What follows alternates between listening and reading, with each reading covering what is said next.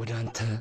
قصة هذا الجار የዚህ ጎረቤት ታሪክ الذي يسكن معي ያ ከኔ ጋር የሚኖር في نفس الحي والجوار በአንድ አካባቢ እኛ ሰፈር جاءني الأب አባቱ يبكي እያለቀሰ መጣና ويشتكي ስሞታ ያሰማኝ ويروي لي قصة مليئة بالحزن ታሪኩን ይነግረኝ በሐዘንና በስቃይ ተሞልቶ قصة ታሪኩ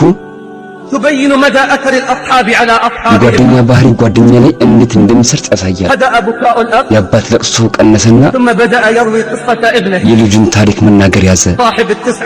سنة የ19 ዓመት ልጅ ነው فقال مخبرا عن الابن ስለ ልጁ ሲናገር كان صالحا ሷሊህ ነበር هادئا የተረጋጋ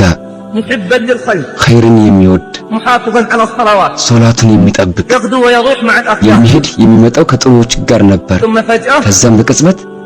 تغير حاله ሁኔታው ተቀየረ وهجر أصحابه ጓደኞቹን ተወ وبدأت تصرفاته ነገረ ስራው ሁሉ تتغير መቀየር ጀመረ وسلوكه ጸባዩም يتبدل ተለወጠ أصبح እያደረ كثير السهر ብዙ የሚያመሽ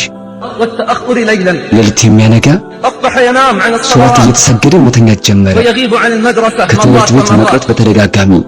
بدأ يكذب መዋሸት ጀመረ ويتعلم فنون الكذب የውሸት ጥበብንም ተማረ أخذ يحتال على إخوته ወንድሞቹን ማታለል ያዘ وعلى أمه እናቱንም حتى يحصل على ገንዘብ المال ለማግኘት ሲል بأي طريقة وكان በየትኛውም አጋጣሚና መንገድ رائحة الدخان የሲጋራ ሽታ መሽተት ጀመረ ከሱ كلما دخل إلى الدار ወደ ቤት በገባ ቁጥር بعد أن كانت تفوح منه ያኔ እንዳልነበረ رائحة المسك والأعطار ሽቶና ሚስክ እንዳልሸተተ تغير ابني وبسرعة ልጄ ተቀየረ በፍጥነት فاكتشفت ተመለከትኩ أنه أصبح እሱ እያደር يتعاطى المخدرات አደንዛዥ እጽ መውሰድ ጀምሯል ويشرب